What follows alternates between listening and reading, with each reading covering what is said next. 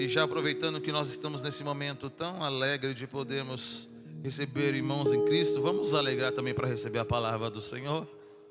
Abra a sua Bíblia no segundo livro dos Reis, o capítulo é de número 6, a partir do seu primeiro versículo. Aleluia.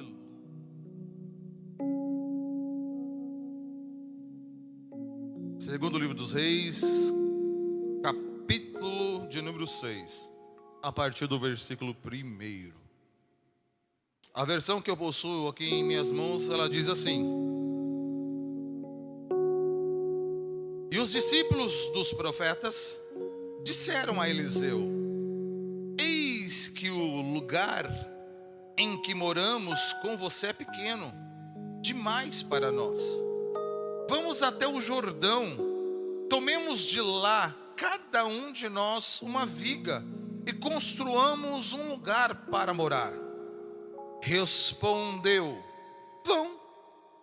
Mas um deles disse: Tenha bondade de ir com estes seus servos? E Eliseu disse: Eu irei. E foi com eles. Quando chegaram ao Jordão, cortaram madeira. O versículo de número 5. E aconteceu que, enquanto um deles derrubava um tronco, o machado caiu na água. E ele gritou: Ai, meu senhor, o machado é emprestado. O homem de Deus perguntou: Onde caiu? E ele mostrou-lhe o lugar. Então Eliseu cortou um galho, jogou na água naquele lugar e fez o ferro flutuar. Então disse: Pegue-o. E o homem estendeu a mão e o pegou. Somente até aí, feche seus olhos. Pai, continuamos, ó Deus amado, desfrutando desse momento tão maravilhoso. Já podemos te adorar, ó Pai, expressando a nossa gratidão com cânticos. Expressamos, Senhor, a nossa gratidão na entrega da nossa oferta e do nosso dízimo. Mas agora, Senhor, queremos, ó Pai amado, continuar te ouvindo. E agora será através da Tua palavra. Usa, Senhor, a minha vida como somente um canal, Senhor. E tudo aquilo que o Senhor a esses dias vem ministrando em minha vida, que eu possa, Senhor Deus amado, ser esse canal para que a Sua palavra alcance a todos que aqui estão, que estão em seus lares, e tantos quanto terão contato com essa mensagem, Senhor, para que venha produzir o resultado para o qual o Senhor está enviando. É o que nós te pedimos em nome de Jesus. Amém. Pode tomar o seu assento.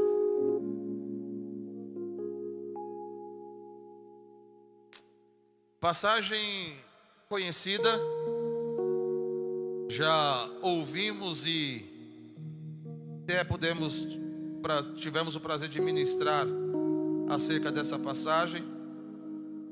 E só que desde esta quinta-feira o Senhor tem me despertado em algo que eu ainda não havia me atentado. E é tão maravilhoso quando nós temos o desejo de conhecer ao Senhor, quando nós abrimos essa palavra que não muda, essa palavra que não tem variações, ela tem versões diferentes de traduções, mas ela permanece a mesma. Ela faz nova de uma maneira tão grande.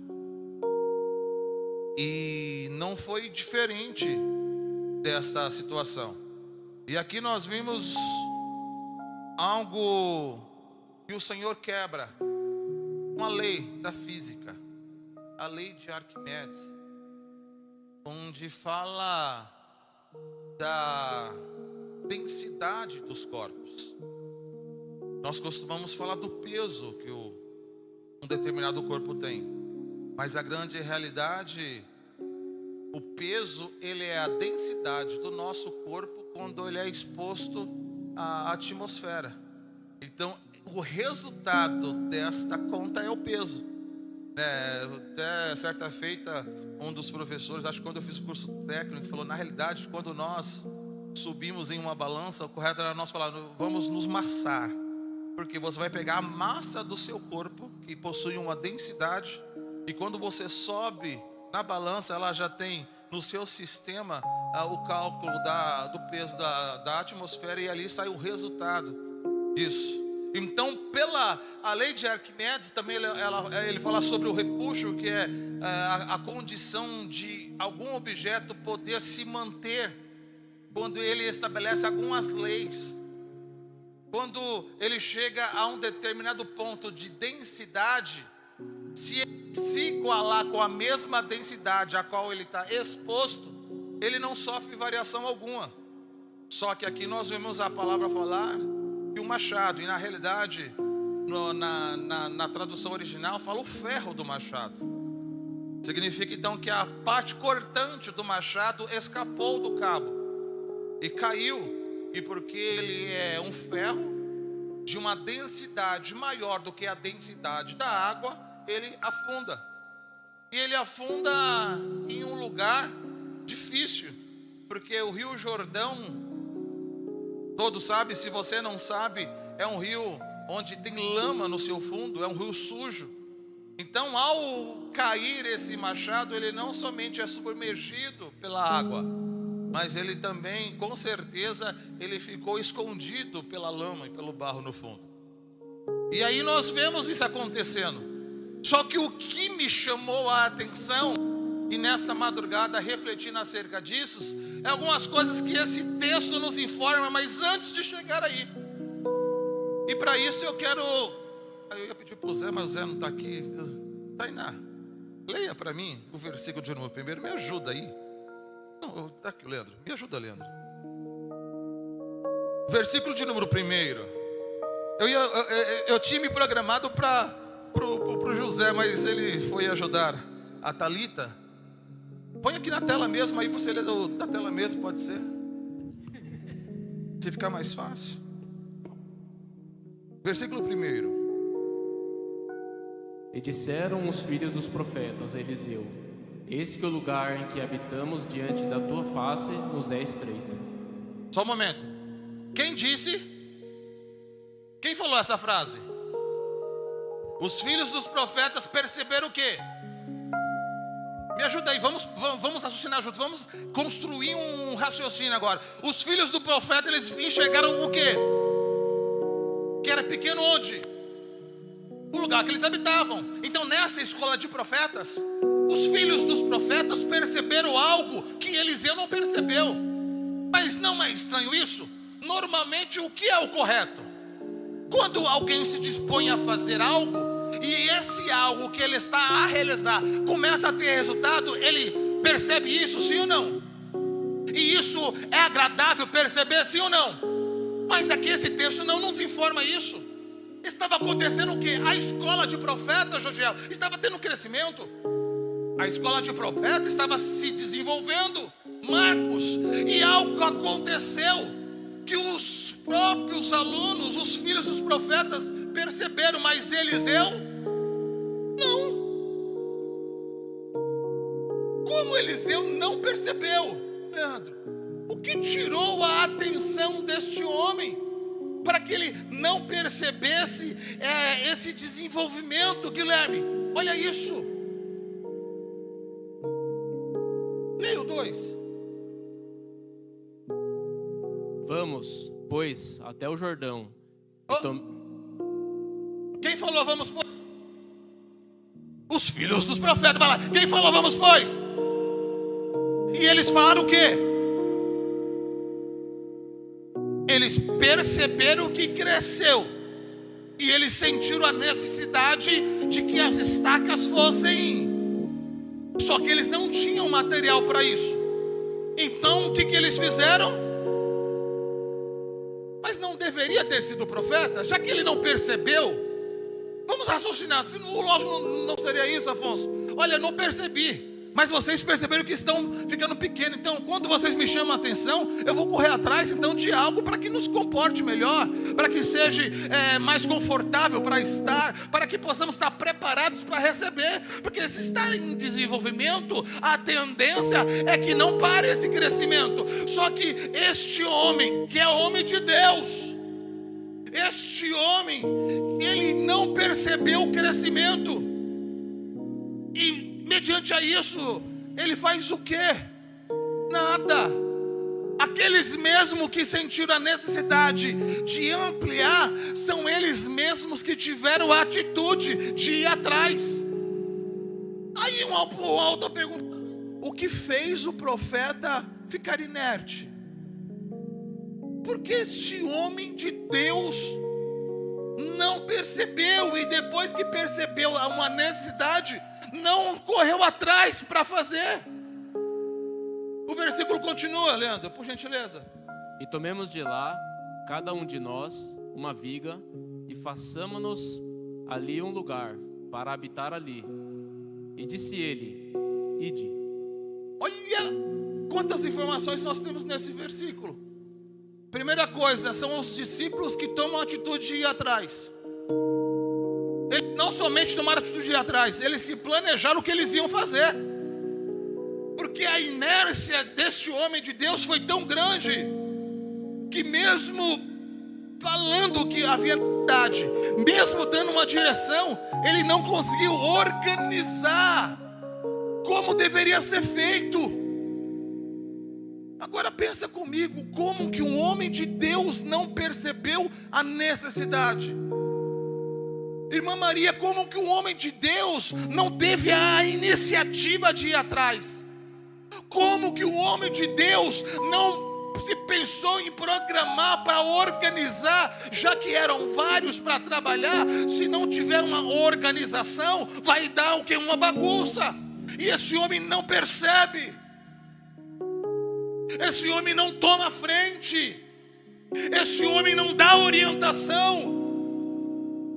E esse homem, para mim, foi a cereja do bolo. Quando eles chegam até Eliseu e falam: olha, homem de Deus, se você não percebeu, eu posso conjecturar, eu posso criar uma linha de pensamento em cima disso. Não vou inventar nada, porque a palavra é o que nos guia, é ela que nos norteia. Mas eu posso conjecturar, de repente que eles falam: olha, Eliseu, homem de Deus, o lugar está pequeno.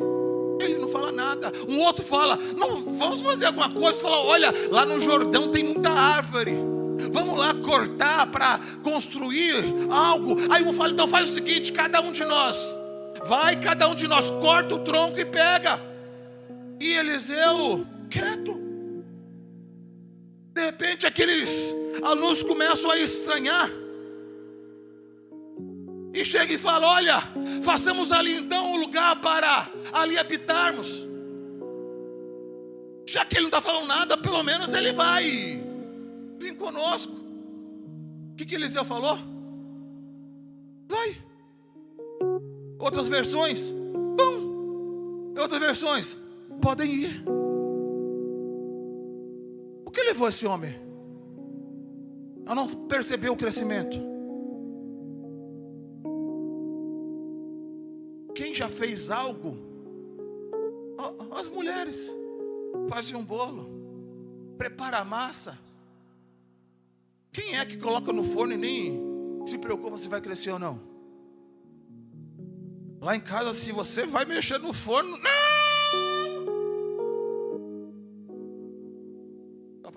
não abre, porque senão pode puxar. Porque quem confecciona, quem trabalha, fica na expectativa de ter. E o que aconteceu na vida desse homem para ele estar tão apático? Um homem que continuava sendo um homem de Deus, mas o que aconteceu na vida dele? A minha pergunta em cima desses dois versículos foi: o que ocorreu para que ele não se envolvesse? Só que uma coisa já quero compartilhar com vocês, mesmo percebendo todas essas ausências no homem de Deus, aqueles alunos sabiam quem ele era, sim ou não? Sim, porque mesmo ele não vendo, mesmo ele não tendo atitude, mesmo ele não organizando, mesmo ele não tomando a frente de nada, mesmo ele falando: oh, vocês podem ir. O versículo de número 3. E disse um: serve-te de ires com os teus servos. E disse: eu irei. É isso. Mesmo que você não veja uma atitude, mesmo que você perceba que algo não está acontecendo, não deixe que isso interfira naquilo que você está percebendo e sabe que pode fazer. Quando a Tainá deu abertura no culto, eu falei para a pastora Gisele, a palavra. Ela falou: então Deus está confirmando. Porque qual foi a palavra que iniciou o texto falando? Não permita que nada te impeça de caminhar. Não permita que nenhum sentimento seja impedimento para você realizar o que Deus está confiando em suas mãos. Esse desejo que arde no seu peito não é de você, é o próprio Deus que tem despertado essa. Olha, Deus me revelou. Não é porque você é mais especial, não. É porque Ele está confiando em você uma visão para que você compartilhe com os seus irmãos, para que, se for necessário, chegue até o líder da igreja e fale: vamos fazer. Precisamos ampliar, não podemos ficar da maneira que estamos. E esses homens só fizeram isso porque eles sabiam que mesmo apático, mesmo inerte, mesmo não tendo atitude, ele continuava sendo. E quando você sabe quem a pessoa é, você não vai deixar ela ficar do jeito que ela se encontra. Meu irmão, não podemos mais, como igreja, olhar e falar: nossa, a irmã fulana era uma bênção, gente. Ela tinha tanta disposição, mas agora ela não tem vontade. Chega, é momento de você ir até ela e falar: irmã, o que aconteceu? Vamos orar, vamos fazer uma campanha de oração, vamos fazer um propósito, porque esse irmão não foi chamado para isso. Eu não sei o que aconteceu, eu não sei o que fizeram, mas eu sei de uma coisa: se nós juntos estarmos, nós vamos levar ele na posição que tem que ficar. Igreja, é hora de nós nos atentarmos a isso. Pastor, mas a salvação, ela é, a Bíblia fala que a salvação é, exato, é isso. Mas por isso que lá na carta aos Efésios fala da armadura de Deus. Qual o componente que fala da salvação? Qual o componente que fala da salvação? Qual o componente que fala da salvação? Então, se o capacete é o capacete da salvação, sabe o que ele está dizendo? Ei, se você está com o capacete da salvação, a salvação, ela é individual, sim ou não? Mas ela não é pelos meus méritos, ela não é pelos meus feitos, ela não é pela minha qualidade, nem pela minha capacidade, mas ela é exclusivamente porque Cristo me deu por graça. E se Ele me deu por graça, eu ponho o capacete E como eu ponho o capacete da salvação, eu não vou lutar para ser salvo, porque eu sou salvo pela graça que me alcançou. E porque eu fui salvo pela graça que me alcançou, eu percebo que o meu irmão tirou o capacete dele. Eu vou lutar para que o capacete volte na cabeça dele. É isso que a salvação é individual. Não é você que se salva, é Cristo que te salva. Mas se você tem um capacete na cabeça, tira os olhos do seu umbigo e olha a necessidade do seu irmão. Esqueça a sua necessidade, mas pensa no corpo. Porque quando você pensa no corpo, a cabeça olha o membro, e quando a cabeça olha o membro, ela vai entregar você o que você precisa. Por isso que a palavra fala que os sinais vão seguir aqueles que... Não é correr atrás de sinal. Meu irmão, até quando nós como igrejas vamos correr atrás de sinal? A Bíblia não ensina isso. Então como é que eu vou conseguir? É isso, põe o capacete na sua cabecinha. Assim você sabe que a salvação que você possui é a graça que foi entregue na cruz do Calvário. E aí você não vai lutar mais para ser salvo, mas porque você é salvo, você vai lutar pela salvação do seu irmão. Por quê? Porque se ele perdeu a consciência fica onde? Na cabeça, ou fica no pé. Por isso que o capacete é o da salvação. Porque se o irmão perder a consciência de quem ele é, está na hora de eu e você colocar o capacete de novo nele. Foi isso que aconteceu. Alguma coisa aconteceu que Eliseu estava meio apático, não perceberam que nada aconteceu. Mas aqueles que perceberam, um foi motivando o outro. E ele fala que um deles, quem? Não importa o nome, não importa o nome, importa o que você faz. Um decidiu que estava ficando pequeno, o outro falou, eu sei de um lugar onde tem madeira. O outro falou, então vamos lá, e fazer o quê? Cada um corta e põe, vamos todos. Mas peraí, aquele que está na frente, ele não está fazendo nada. Vamos, ele fala, então pode ir. Um levanta e fala, Ele viu que está pequeno. Ele falou que já tem um lugar onde tem madeira. Esse aqui falou que a cada um constrói. Mas peraí, queremos que você vá junto, porque sabemos quem você é. E porque nós sabemos quem você é, queremos a sua presença conosco. Porque aquele que é apático hoje pode ser a sua direção amanhã. Aquele que hoje está parado vai ser aquele que vai te levantar amanhã. Aquele que hoje, por isso que o inimigo tem cegado o entendimento da igreja, porque a igreja não olha mais para o irmão, mas olha para si. E se eu estou bem, eu vou caminhando, dando glória a Deus. E às vezes eu até sinto a falta do irmão, mas eu não faço uma ligação. Ai, olha, fulano não está mais. Mas quando você ligou, qual foi o propósito que você falou? Pastora, vamos fazer um propósito de oração, porque olha, a irmã não tem vindo. Eu não sei o que aconteceu, mas vamos orar para Deus alcançar ela, porque ela faz parte deste corpo. Irmão, é isso, igreja. Quando nós entendemos isso, mas voltando para Eliseu, isso aqui veio agora quentinho, só para você entender a importância que você tem no corpo. E quando você sente falta de um irmão, seja você o primeiro a mandar uma mensagem, mas com uma preocupação realmente do que está acontecendo, com a disposição de orar. Não com a preocupação do que está acontecendo para compartilhar. Porque isso a igreja já faz. Quando o irmão não falta, sabe o que muitos vão fazer? Não manda mensagem, vão nas redes sociais para ver. Porque muitas vezes aquele que não vem usa as redes sociais para desabafar. Aí vai lá e fala, irmã, fulano não veio, mas eu vi aqui, porque olha, aconteceu isso e isso na casa dela. Ai meu Deus. E aí vai compartilhando. Mas está na hora de nós como igreja falar, eu não quero nem saber o que aconteceu, mas eu senti falta. E porque eu senti falta, eu quero ele de volta no lugar que ele tem. Se isso acontecer, esse lugar vai ficar pequeno. Nós vamos ter que derrubar, ir para o fundo, vamos ter que ampliar para o lado, vamos ter que fazer mais cultos, mas precisa um despertamento da igreja. Mas e Eliseu, pastor? A Bíblia se explica. E quando eu perguntei para a Bíblia, e o Eliseu? Eu voltei para um capítulo anterior. E para o capítulo anterior vai falar da história de Naamã. Quem conhece a história de Naamã? Aquele oficial, aquele homem honrado, mas que tinha uma enfermidade. Mas ele tinha uma serva.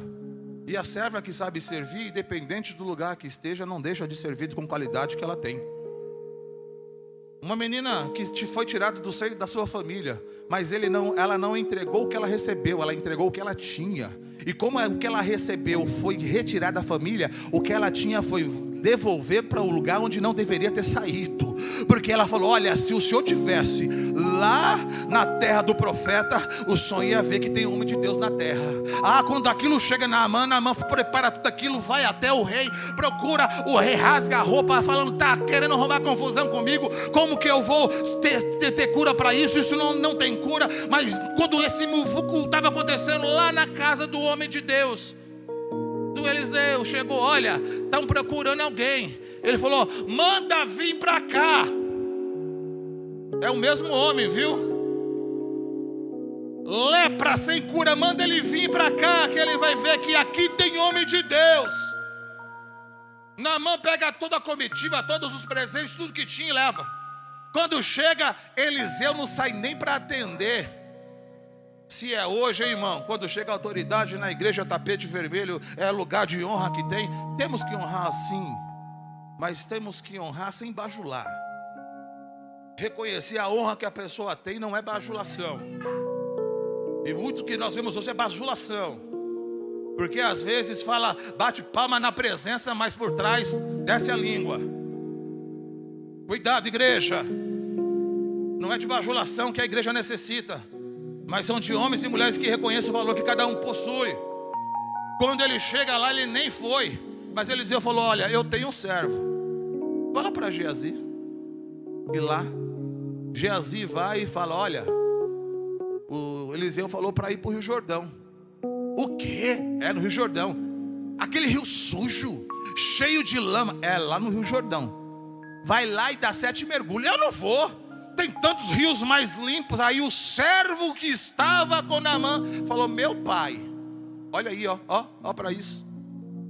Um escravo falou: meu pai, se porventura não tivesse pedido uma coisa mais difícil, o senhor não faria? Naamã vai lá, mergulha 1, mergulha 2, mergulha 3. Na 7ª ele sai com a pele muito mais do que limpa. Sai com a pele como de criança. Sabe o que é uma pele de criança? Não é como a minha.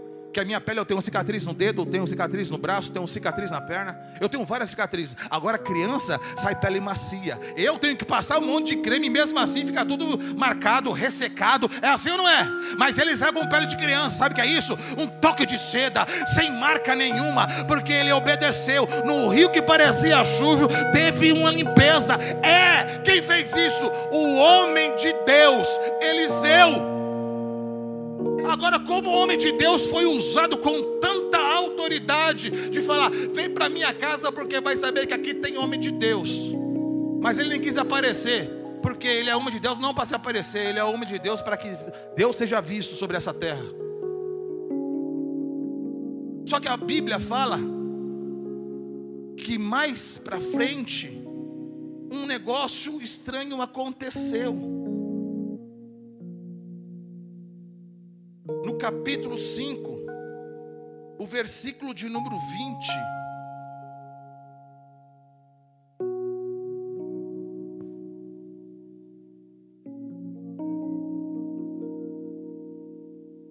Olha o que diz: Geazi, o servo do homem de Deus, disse consigo. Geazi disse diferente da mulher do fluxo de sangue. Que a mulher do fluxo de sangue, quando soube que Jesus estava passando, ela falou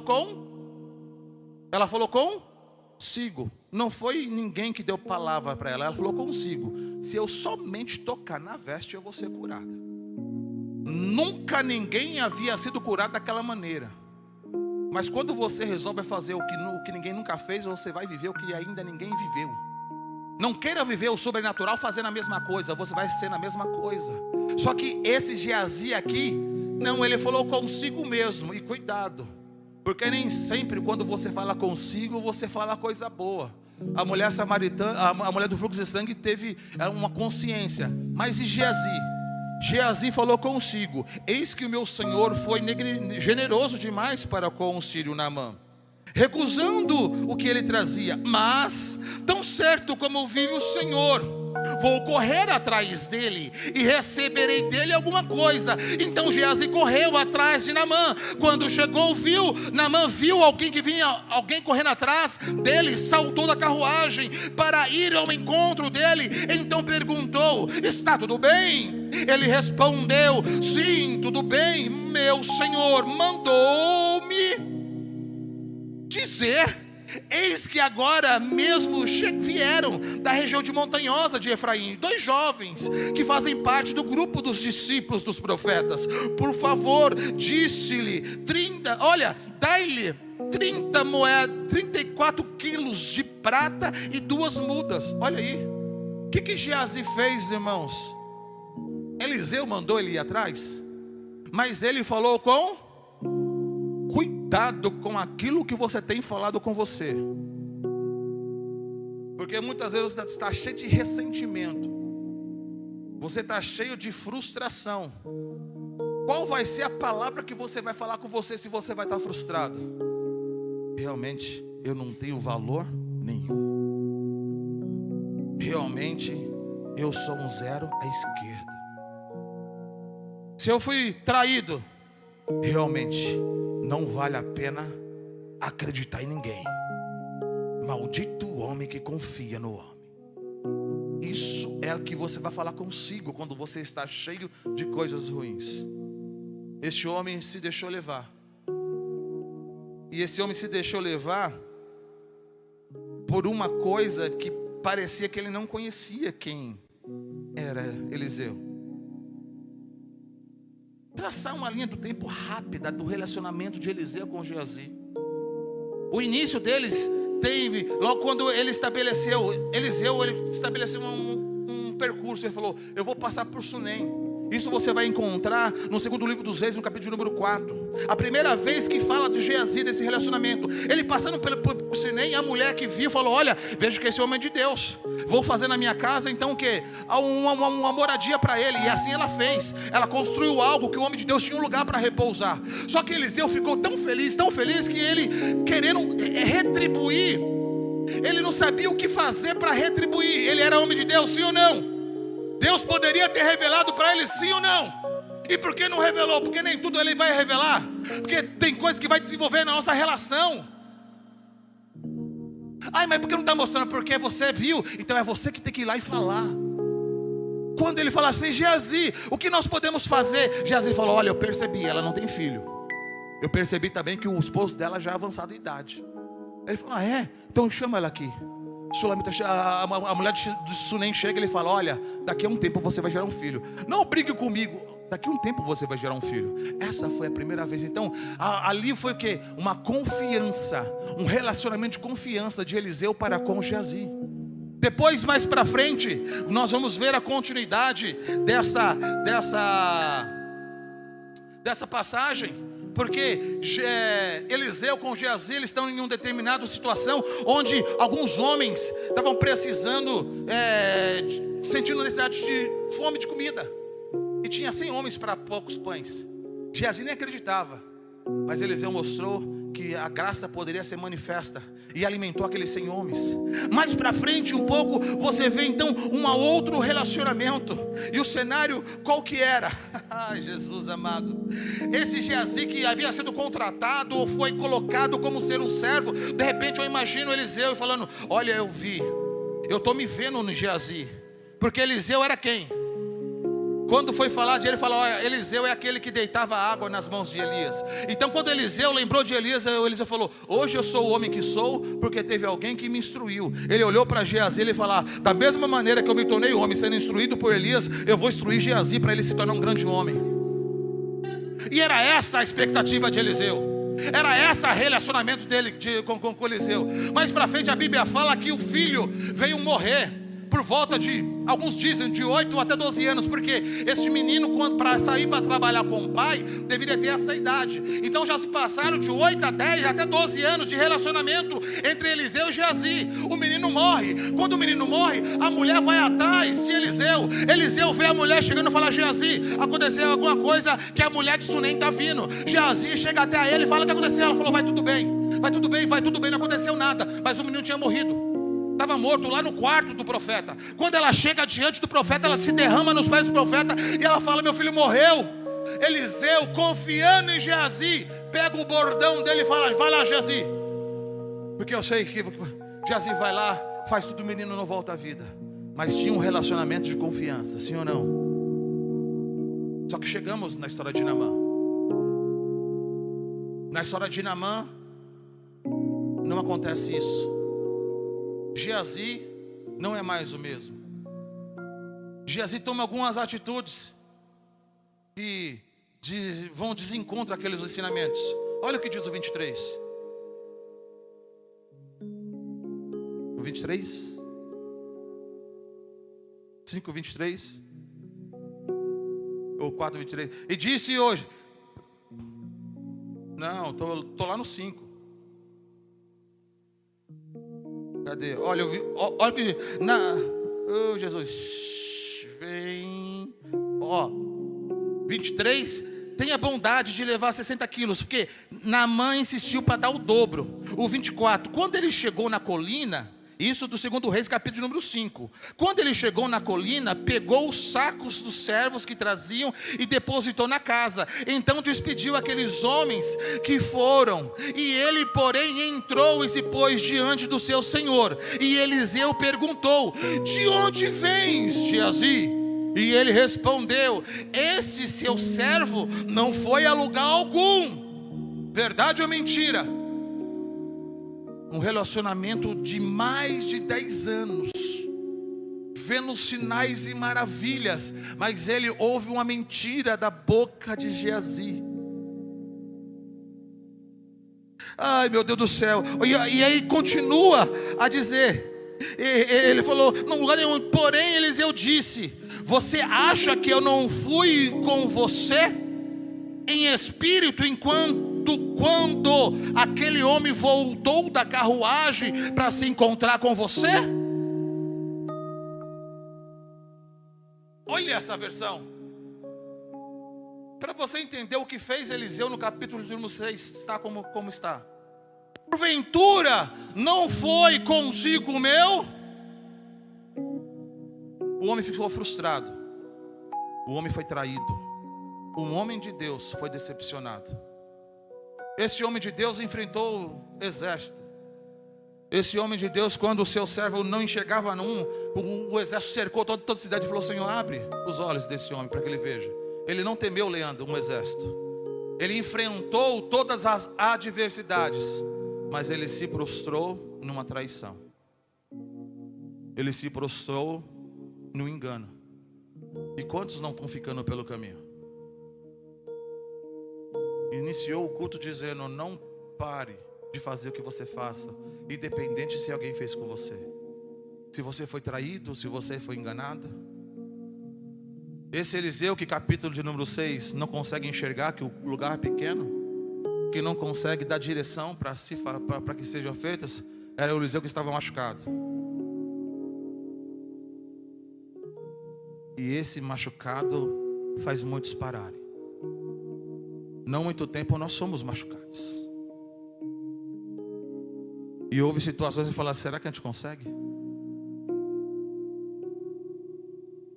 Porque vem de onde você não espera. A mão que você espera para te levantar é um dedo que se levanta para te acusar. É assim, Eliseu no capítulo número 6. Perdeu a percepção do resultado do trabalho. Perdeu porque ele tinha uma expectativa, era um sonho. Geazi vai ser um futuro Eliseu. Eu vou ensinar esse menino a ser um grande homem de Deus. Eu confio porque no primeiro momento ele me deu a direção e aquela mulher recebeu o filho que tanto queria. Eu confiei tanto, e porque eu confiei tanto, me machucou muito. Mas hoje o Senhor nos reuniu na mesa para que venha haver cura. Porque Ele não quer que você fique do jeito que você está. Ele não quer que você permaneça na posição que você se encontra.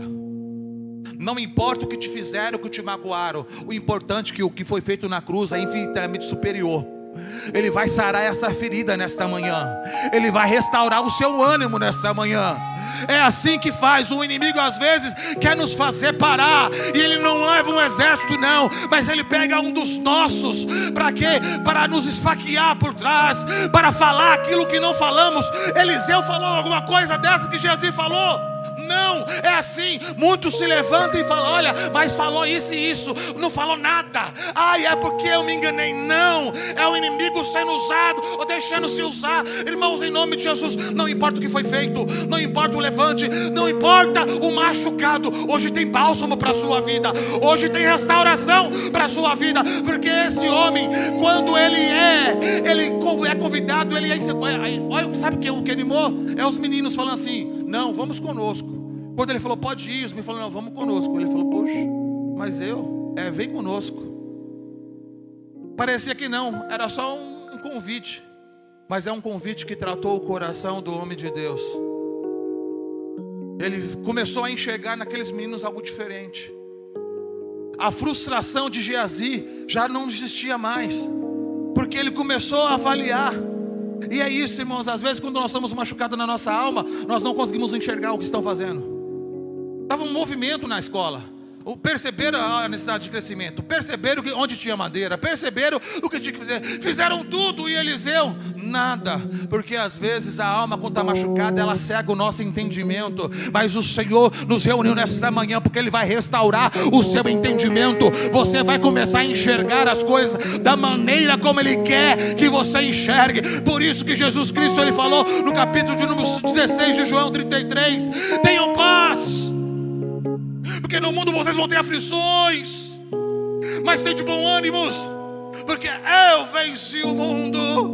E Ele venceu o mundo na cruz, entregando-se por nós, pagando a dívida que nós deveríamos pagar, recebendo sobre os seus ombros o pecado que é nosso, o afastamento que era para termos com Deus, Ele se dispôs a ter. Por isso que Ele veio e fala: meu Pai, por que me abandonou? Ele não sentiu a presença. Por isso que Ele sofreu no Getsemane. Não era porque Ele sabia que ia ter cruz, não era porque Ele sabia que ia ter prego, não era porque Ele sabia que ia ter uma coroa de espinho. É porque Ele sabia que haveria um momento onde Ele iria sentir mais a presença do Pai. As dores seriam grandes, sentir os cravos? Seriam. E a coroa? Seria. E a dor daquela lança transpassando o solo lateral? Seria. E seria gostoso receber cuspe no rosto?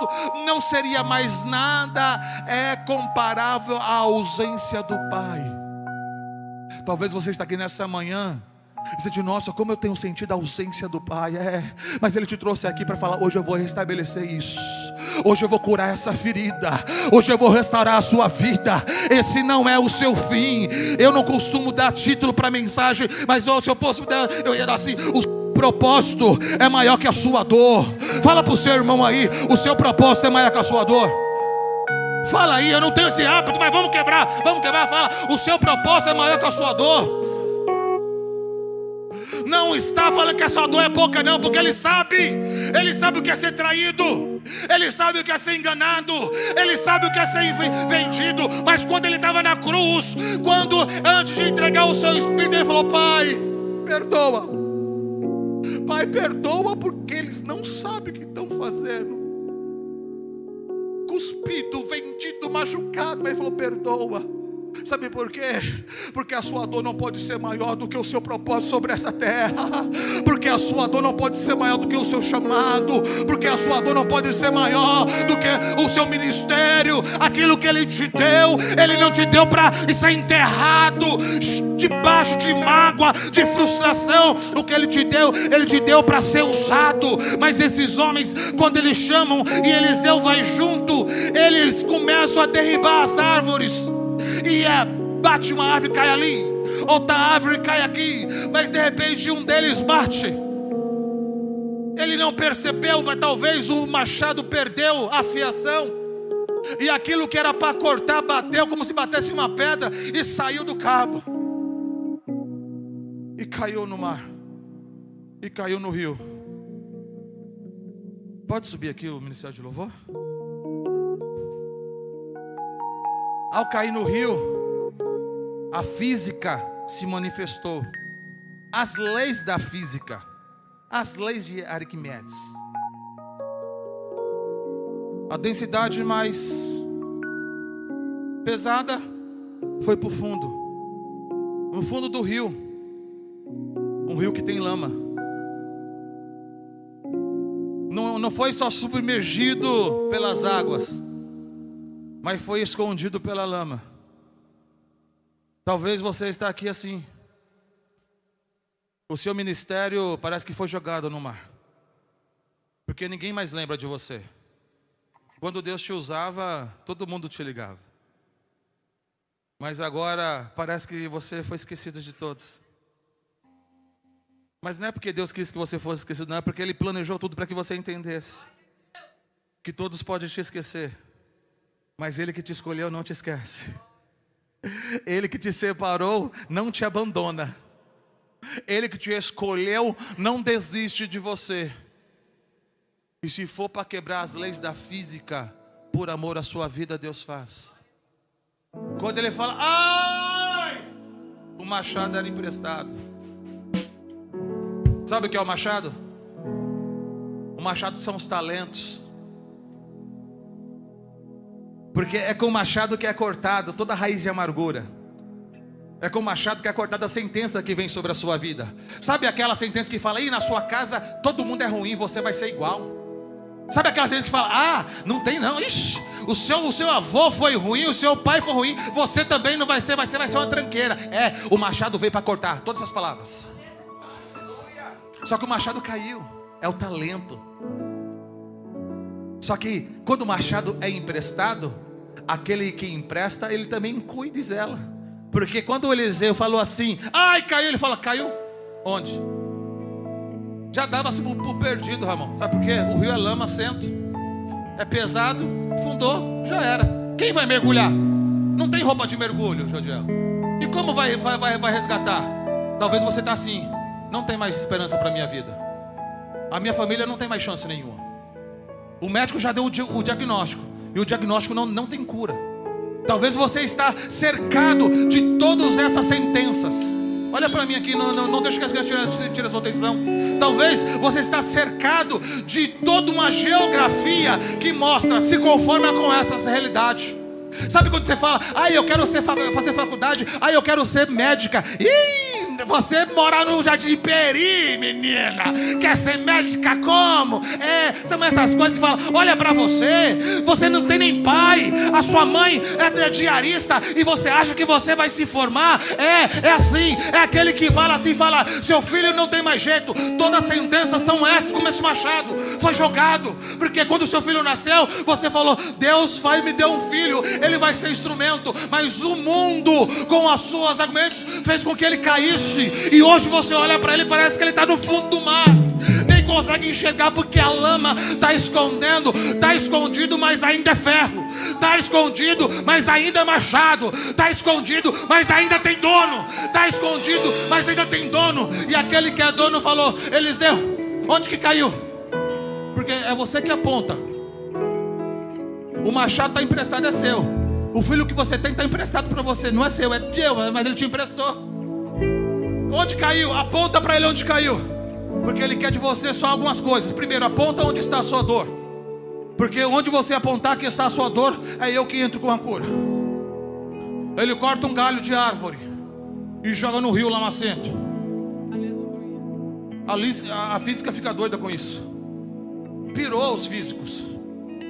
Como que uma madeira que tem uma densidade tão baixa conseguiu fazer com que o machado estava escondido, não no fundo do rio somente, no meio de uma lama. Tinha perdido tudo, mas quando ele vai subindo, aquela lama vai sendo tirada. A madeira jogado, o machado subindo e a lama sendo tirada. Sabe o que é isso? Deus vai tirar toda a marca. Se você acreditar, Deus vai tirar todo o que parece que é o fim. Quando o machado chega até na margem, Eliseu fala: agora estende essa mão e pega, porque Deus confiou aos seus cuidados. Pastor, não, é você que vai declarar que a sua família é do Senhor Jesus. É você que vai declarar que o seu filho vai ser uma bênção. É você que vai declarar a salvação na sua casa. É você que vai declarar a cura. É você que vai declarar. Então ele fala: pega e faz, porque é na sua mão que foi confiado. Porque é na sua mão ele vai ser usado. Não é o fim não. A dor não vai te paralisar. Tem alguém aqui nessa manhã que se dispõe a não deixar a dor paralisar? Então se coloque sobre os seus pés. Não importa o julgamento, não importa a sentença, não importa o diagnóstico. Meu Deus amado, eu falo tantas vezes essas coisas.